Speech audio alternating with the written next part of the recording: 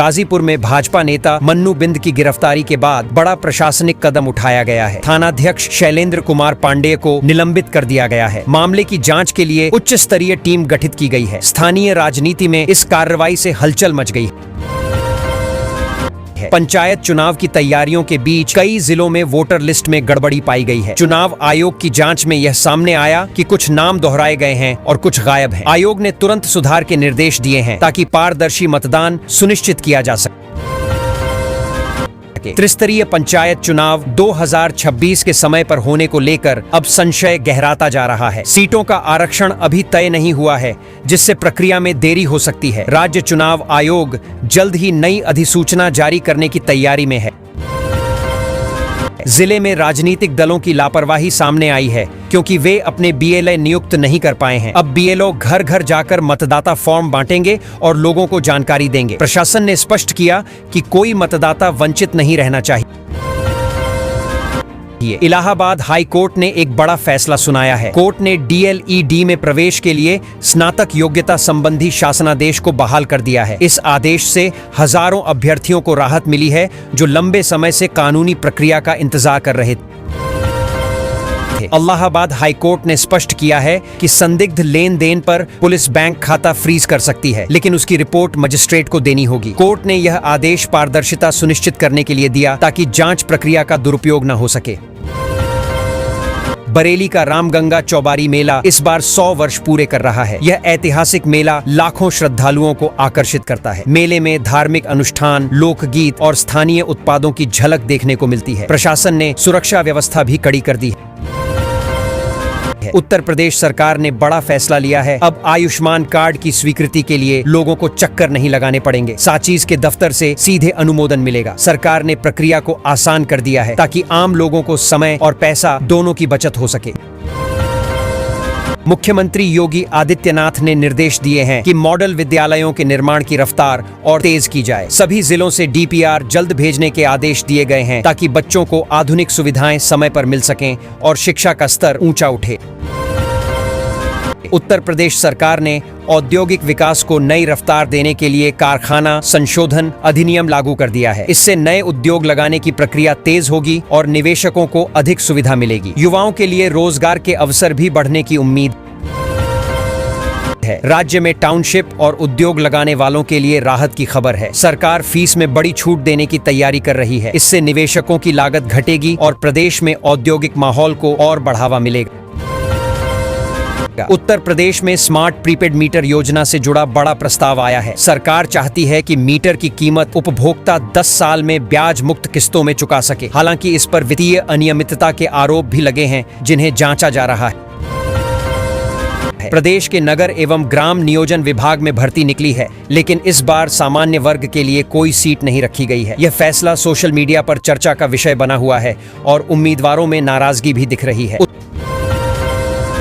उत्तर प्रदेश में सरकारी नौकरियों के लिए सुनहरा मौका आया है। होमगार्ड विभाग और पंजाब नेशनल बैंक PNB में भर्ती निकली है। योग्य उम्मीदवारों से आवेदन मांगे गए हैं। यह बेरोजगार युवाओं के लिए रोजगार पाने का शानदार अवसर माना जा रहा है। राज्य में नया नियम लागू हुआ है, जिसके तहत अब महिलाएं भी नाइट शिफ्ट में काम कर सकेंगी। कारखानों में उन्हें 12 घंटे तक काम करने की अनुमति दी गई है। इससे महिलाओं को रोजगार में बराबरी का अवसर मिलेगा, लेकिन सुरक्षा इंतजामों पर भी नजर रखी जाएगी।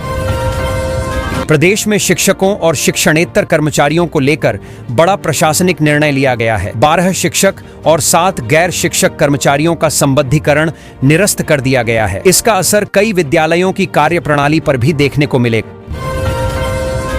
उत्तर प्रदेश में 1.5 लाख बीएलओ तैनात किए गए हैं। SIR प्रक्रिया शुरू हो गई है, ताकि वोटर लिस्ट को अद्यतन किया जा सके। नागरिक अब आसानी से वोटर बन सकते हैं। प्रशासन ने सभी जिलों को सख्त दिशा निर्देश जारी किए। प्रदेश सरकार ने देव दीपावली के लिए भव्य तैयारियां शुरू कर दी हैं। इस बार काशी 25 लाख दियों से जगमगाएगी। यातायात के लिए विशेष डायवर्जन प्लान लागू किया गया है, ताकि श्रद्धालुओं को कोई परेशानी न हो। देव दीपावली से पहले गोरखनाथ घाट को सजाने की तैयारी तेज है। 1.25 लाख दीपों से रोशनी करने की योजना है, ताकि शाम नयनाभिराम दृश्य पेश करे। मुख्यमंत्री खुद इन तैयारियों की समीक्षा कर रहे हैं। वंदे मातरम की 150वीं वर्षगांठ 7 नवंबर को धूमधाम से मनाई जाएगी। बढ़ाएगी। भाजपा पूरे प्रदेश में राष्ट्रभक्ति के कार्यक्रम आयोजित करेगी। जनसभाओं और प्रभात फेरियों से देशभक्ति का संदेश फैलाने की योजना बनाई गई।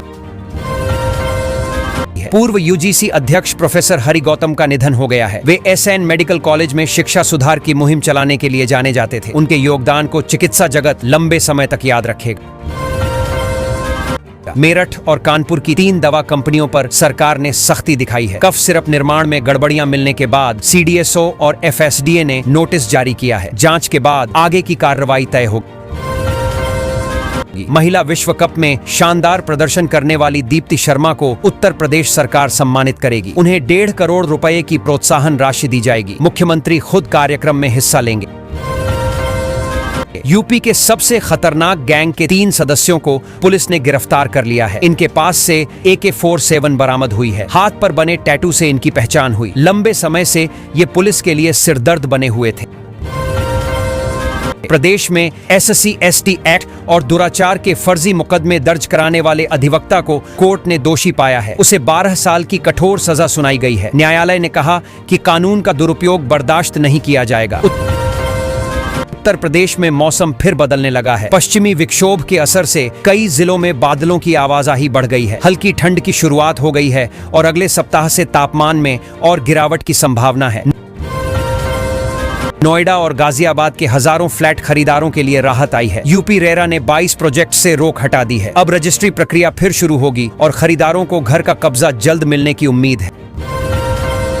प्रदेश के कई शहरों में 4 दिन तक कोई भी संपत्ति की रजिस्ट्री नहीं होगी। तकनीकी अपग्रेडेशन की वजह से यह रोक लगाई गई है। इस दौरान लोग मकान या जमीन की खरीद फरोख्त नहीं कर सकेंगे।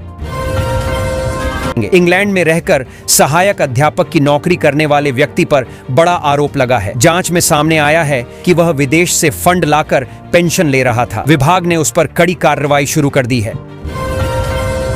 बाढ़ में बहकर आया एक गैंडा अब यूपी के लोगों के लिए आकर्षण का केंद्र बन गया है। हालांकि वन विभाग के लिए उसे सुरक्षित वापस भेजना किसी पहाड़ जैसी चुनौती बन गया है। उसकी सुरक्षा के लिए टीमें तैनात की गई हैं। अवैध प्लॉटिंग पर प्रशासन ने बड़ी कार्रवाई की है। बुलडोजर चलाकर कई अवैध निर्माणों को ध्वस्त किया गया। अचानक हुई इस कार्रवाई से इलाके में अफरा तफरी मच गई। लोग इस पर प्रशासन की सख्ती को लेकर चर्चा कर रहे हैं।